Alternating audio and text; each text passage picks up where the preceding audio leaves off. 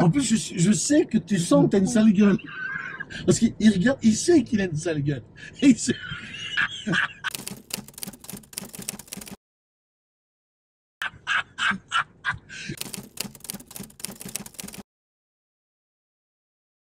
il est explosé, il est explosé. Je vais dormir. Ah, il est explosé, oh, punaise.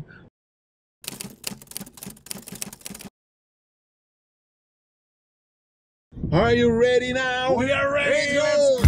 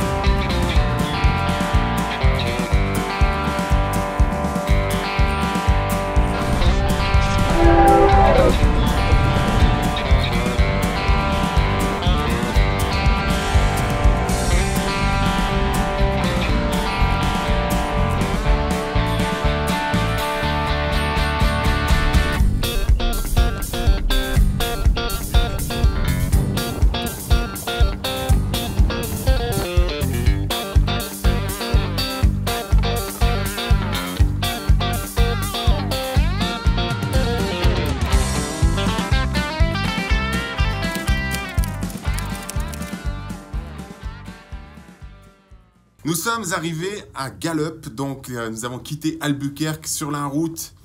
On s'est aperçu que Michel a oublié son drone à l'hôtel. C'est pas possible. Et décidément, c'est vraiment une affaire de drone et c'est franchement pas drone. Ici donc, nous sommes dans un hôtel qui s'appelle El Rancho et c'est vraiment un hôtel atypique, un hôtel qui date de mémoire de 1937 dans lequel sont venus passer des nuits de nombreuses stars américaines.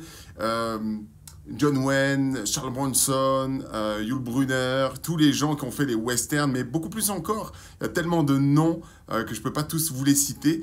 Le hall de l'hôtel est incroyable. Je crois que la meilleure chose à faire, en fait, c'est de vous partager des images là pour vous transporter un petit peu dans les années 1930 des États-Unis, ici au Nouveau-Mexique.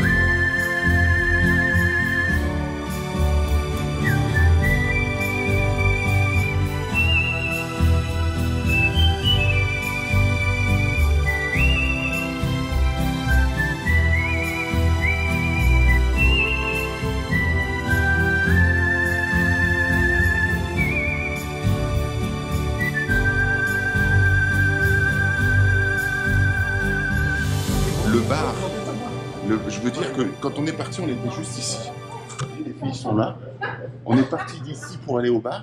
On a fait le tour de l'hôtel et on arrive enfin au bar. Voilà. Donc ça, c'est Michel. C'est Michel. Si vous voulez voyager avec Michel, regardez ça. C'est une très belle salle. Regarde, c'est comme ça. Voilà, et quand tu repères, tu trouves des salles pareilles. Et là, on voit la country, on imagine bien. On ne se rend pas compte, mais cet hôtel est immense en fait. Il est très très grand. Et c'est quand même très bizarre de se dire hein, que les acteurs de cinéma des années 30, 50 sont venus ici. Des personnalités politiques, etc. Et puis Michel Poulard est venu, Monsieur Poupou, hein, pour les intimes. Allez, on va manger. Allez, doudou. Enfin, j'ai réussi à passer une nuit qui ressemble à une nuit. Oui. Ah, je sais, je leur fais cet effet. Donc là, on va aller au petit-déj. Et ensuite, on prend la route vers Flagstaff. Flagstaff, toujours sur la route 66. Mais entre-temps, on va s'arrêter à visiter Petrified Forest, lieu archéologique, un endroit de malade. Mais le mieux, c'est que je vous montre ça en image. Et certainement que j'aurai un enseignement à vous livrer une fois arrivé là-bas. Pour conclure cette vidéo, soyez bien attentifs à ce qui s'en vient. Je pense que vous allez adorer l'endroit. On voulait rentrer dans la boutique juste pour vous mettre en garde. Hein. Si vous venez ici dans le coin, il faut évidemment, hein, c'est interdit de fumer, c'est interdit de venir avec les animaux et non pas de péter, effectivement. C'est interdit hein, de venir avec de la nourriture, mais c'est également interdit de venir avec son flingue. Je vous le dis quand même au cas où, ne rentrez pas avec votre arme. Ah, les États-Unis.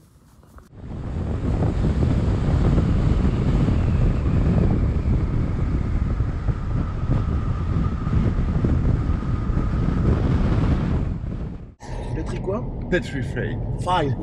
Fried, ça veut dire J'ai frit. dit quoi? Petrified. Petrified. Non, j'ai dit Petrified. Fred. Alors, Pretty Fred, c'est le beau Fred. Petrified. Non, non, pas Fred. Petrified. Fied. Fred. Non, non. Petrified. Petrified. Petrified. Petrified. Et tu laisses Fred là où il est. Petrified. Sinon, c'est Pretty Fred. C'est petrified. C'est moi qui Petrified. Petrified. Petrified. Et maintenant, tout le monde s'est foutu de ma gueule derrière. Alors à vous de le dire. Petrified. Ouais. Petrified. Non. Petrified. Voilà. Ouais. Il n'y a que toi qui sais pas le dire. Hein. Ça. Voilà. Vous emmerde et tout ça ne sera pas dans la vidéo. Apparemment, ça va être coupé, donc je sais même pas pourquoi je le dis, mais ça va être coupé.